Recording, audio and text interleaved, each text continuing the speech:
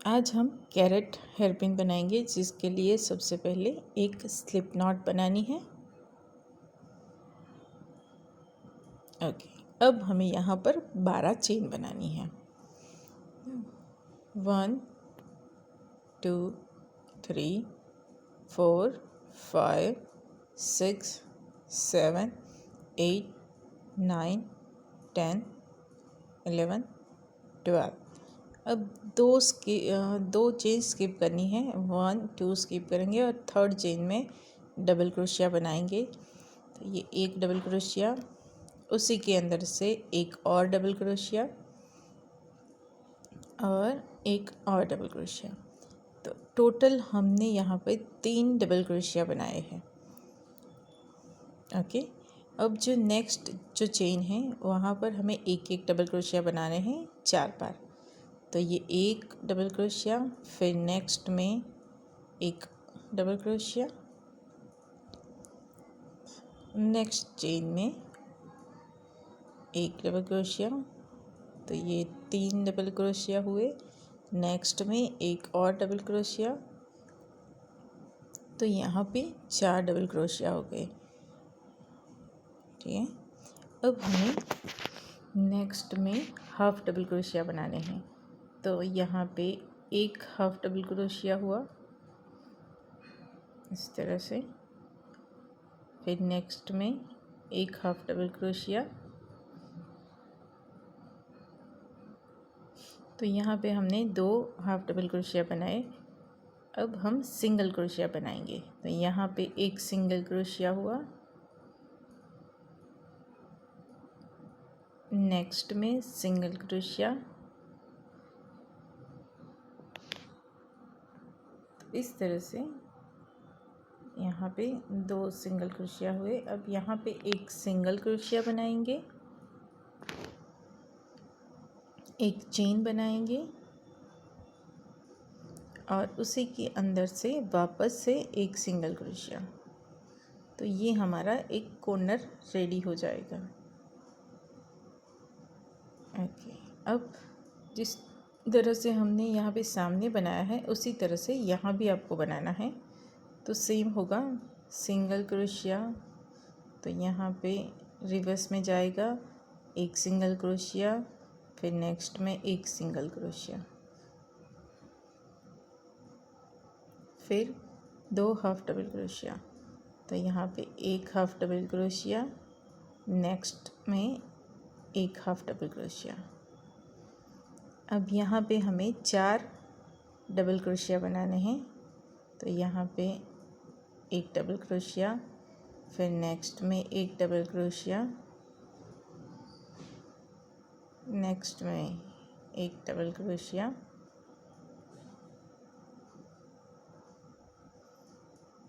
और यहाँ पे एक डबल क्रोशिया।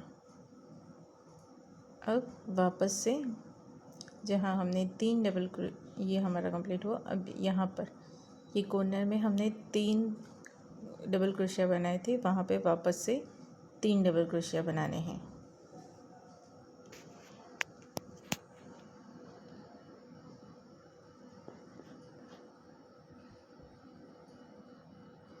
ओके, अब यहाँ पर जो हमने चेन बनाई थी वहाँ पर एक स्लिप स्टिच लगा लेंगे हम और एक चेन।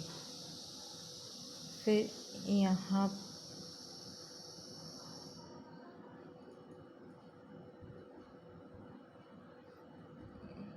पे चेन हुई। अब यहाँ पे हमें हाफ डबल क्रोशिया बनाना है।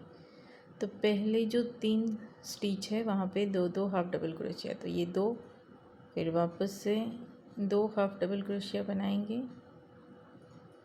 और एक और 2 हाफ डबल क्रोशिया। तो 3 टाइम हाफ डबल क्रोशिया करने हैं। अब हमें वापस से हाफ डबल क्रोशिया करने हैं, पर हर एक स्टिच में एक एक हाफ डबल क्रोशिया करना है। लास्ट 3 जो हमारी स्टिच है वहाँ तक हमें हाफ डबल क्रोशिया करने हैं। लास्ट 3 स्टिच छोड़ देनी है, वहाँ पे वापस से हम 2 हाफ डबल क्रोशिया करेंगे। अगर आपको ये प्रॉब्लम है कि इसे कॉर्नर पर किस तरह से करना है, तो कॉर्नर पर भी हमें सेम ही रहेगा, एक एक हाफ डबल क्रोशिया करना है। यहाँ पे कोई इंक्रीज नहीं हो रहा है।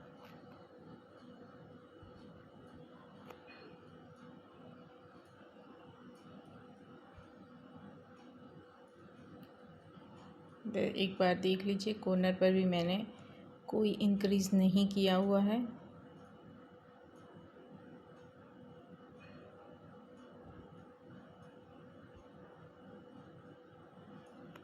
सेम वही हाफ डबल क्रोशिया बनाया है।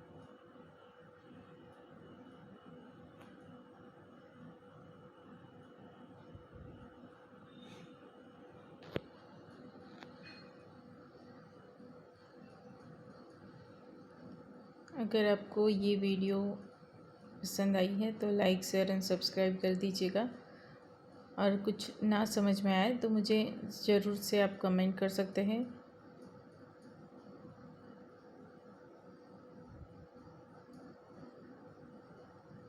इसे हमें लास्ट 3 स्टिच जो बाकी रहेगी वहाँ तक इसी तरह से बनाने हैं। लास्ट 3 स्टिच हमें स्किप कर देने हैं, मतलब कि हमें छोड़ देने हैं। फिर वहाँ पर हमें दो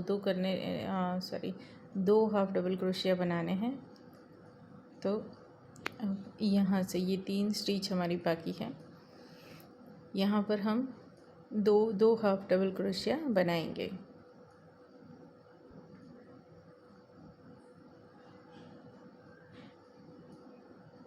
अगर आप इस तरह से नहीं कर सकते हैं तो आप काउंट कर लीजिएगा। सिंगल जो हमने हाफ डबल क्रोशिया बनाया है अराउंड वो 19 जैसे हुए हैं।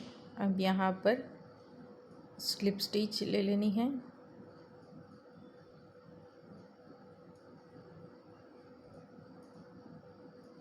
एक चेन बनाकर धागे को काट लीजिए।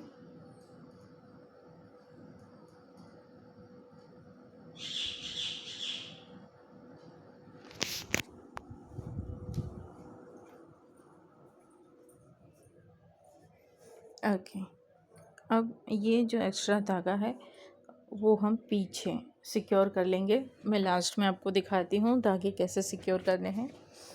अब हम यहाँ पर ऊपर ग्रीन पार्ट का जो लीफी पार्ट है वो बनाएंगे। मैं आपको 2 तरह से दिखा देती हूँ। अब यहाँ पे मैं स्लिप स्टिच नहीं ले रही हूँ, आप डायरेक्ट भी इस तरह से जैसे मैंने किया है वैसे आप कर कर बना सकते हैं। मैंने यहाँ पे कोई नोट नहीं लगाई है।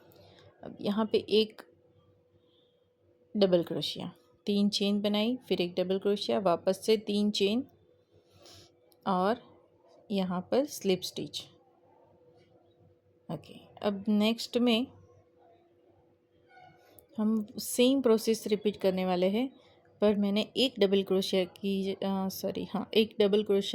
जगह पर यहाँ पे 2 डबल क्रोशिया लिए हैं, जिससे आपको पता चलेगा कि अगर आप डबल क्रोशिया बढ़ा रहे हैं तो भी जो लीफ है वो आपको थोड़ी बड़ी दिखेगी जो नॉर्मल है उससे, पर आप ज़्यादा नहीं बढ़ा सकते हैं। निकल गया फोकस से। ओके, यहाँ पर मैं आपको दिखा देती हूँ, एक बार स्लिप स्टिच ले लूँ। ओके, देखिए तो ये ए छोटा लिखा है और ये बड़ा, तो अगर आप अपना डबल क्रोशिया घटाएंगे या बढ़ाएंगे उसके अकॉर्डिंग यहाँ पे हमारा स्टिच दिखेगा। तो ये हमने दूसरी लीफ भी रेडी कर दी है।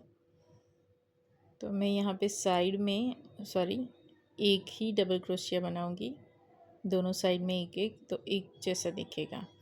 काउंट ऑलवेज़ आपको अगर कम ज़्यादा करना है तो आप सोच के करें कि हाँ दोनों तरफ सही दिखना चाहिए। धागे को काट दिया। अब आपको इसे कैसे सिक्योर करना है वो दिखा देती हूँ।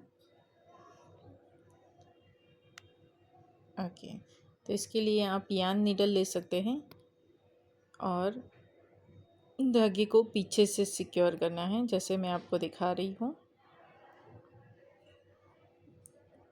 जो नीचे का जो धागा रहता है पूरा बाहर मत निकाल दीजिए आगे की तरफ नीडल को, जो पीछे के धागे रहते हैं उसे ही उठाने हैं इस तरह से। देखिए सी, तो जो एक्स्ट्रा धागा है वो हमें आगे की तरफ नहीं दिखेगा, इस तरह से पूरा पीछे की तरफ, मतलब ये हमारा पीछे का पार्ट है, आगे की तरफ मत निकालिए। इसी तरह से थोड़े थोड़े धागे लेते हुए आप कर सकते हैं, और दोनों तरफ से जो धागा है उसे ले लीजिए और बीच में नोट लगा दीजिए, या फिर उसे ऐसे ही छोड़ दीजिए। ये सब आप पर है, आपको किस तरह से अपना वर्क जो है वो सिक्योर करना है, नीट एंड क्लीन दिखाना है।